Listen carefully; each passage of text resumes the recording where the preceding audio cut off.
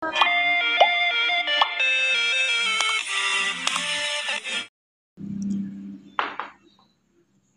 sebenarnya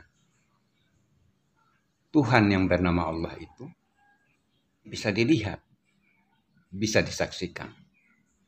Makanya di dalam sholat itu kita disuruh bersaksi. Kalau kita disuruh bersaksi, baru tidak ada yang kita saksikan. Itu bagaimana? Sedangkan dalam konsep agama Islam, itu dikatakan agama itu adalah akal. Kalau agama itu adalah akal, sedangkan bersaksi itu melainkan ada yang disaksikan. Kan logikanya begitu kalau secara akal. Nah, kenapa di dalam penyaksian atau ketika bersaksi tidak ada yang dilihat, tidak ada yang disaksikan? Jadi begini, ibadahnya orang Muslim itu, kalau bagi saya secara pribadi ada dua golongan. Ada ibadahnya orang yang awam, ada yang orang-orang khusus. Orang khusus ini yang dikatakan kekasih-kekasih Allah atau wali-wali Allah itu. Mereka sebagai wali-wali Allah itu adalah golongan para wali. Golongan ini tidak sembarang orang bisa masuk. Mereka ini adalah ahli ilmu, ahli ibadah. Hanya golongan ini yang bisa melihat sesuatu yang tidak bisa dilihat oleh kalangan awam. Yaitu mohon maaf, orang yang masih di level syariat.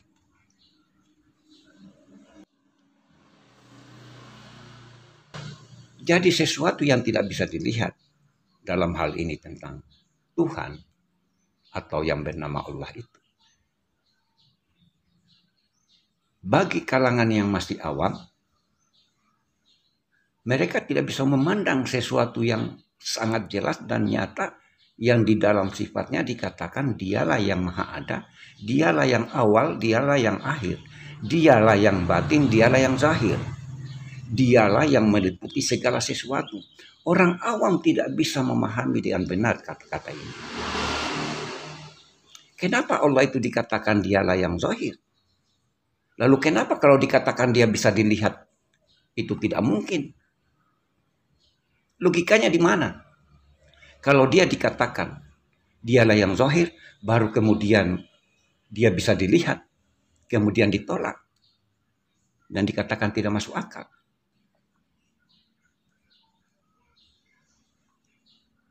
Kan tidak seperti itu. Jadi penglihatan yang bisa disaksikan oleh orang-orang yang khusus atau para kekasih-kekasih Allah atau golongan para wali itu, memang itu hanya khusus.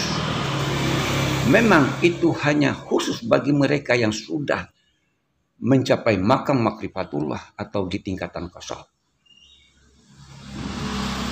Jadi kalau di tingkatan ini, semua yang tidak terlihat oleh mata, semua yang tidak tampak oleh mata dalam hal ini, kalau masih di level syariat sesuatu yang gaib, maka di level mukasyafah atau di tingkatan ma'rifatullah, semua itu menjadi nyata, menjadi terlihat, semua terbuka, dibukakan hijab-hijab yang selama ini terhijab. Jadi jangan heran kalau orang yang awam tidak bisa masuk di wilayah ini. Orang yang masih awam tidak bisa masuk di wilayah ini. Karena kenapa? Orang yang masih awam itu masih cenderung dengan mengejar kesenangan duniawi.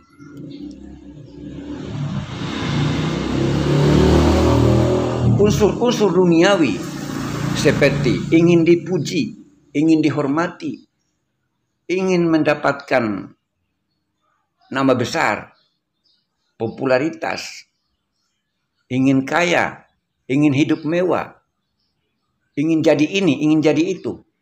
Sebenarnya sifat-sifat inilah yang membuat, yang menjadikan manusia itu menjadi terhijab dari hal-hal yang sebenarnya nampak dan nyata dalam hal ini tentang Tuhan itu atau Allah itu. Menjadi tidak nyata dan tidak tampak lagi. Karena yang menghalangi, yang mendindingi penglihatan itu adalah unsur-unsur duniawi yang menjadi yang menjadikan manusia itu tidak bisa memandang sesuatu yang nampak dan yang nyata itu.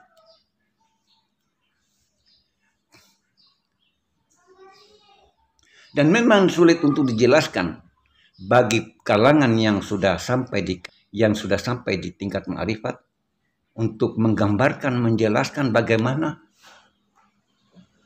bentuk daripada Tuhan itu. Sulit untuk bisa dijelaskan kepada yang awam. Dan bagi yang bisa mengalami, yang telah merasakan, yang mengalaminya. Kalau kita berpikir secara logika, karena agama itu adalah akal. Bagi saya secara pribadi, bagaimana mungkin para nabi-nabi, para rasul utusan Allah itu yang diutus untuk umatnya menyampaikan tentang Tuhan yang bernama Allah itu. Baru kemudian Tuhan itu tidak bisa terlihat. Bagaimana mungkin mereka bisa meyakinkan umatnya dengan sesuatu yang katanya tidak bisa terlihat itu? Sangat tidak masuk akal dalam hal ini kalau menurut saya secara pribadi. Kenapa Tuhan dikatakan laisa kamitslihi syai'un? Karena keberadaan Tuhan, diri Tuhan itu tidak sama dengan makhluk.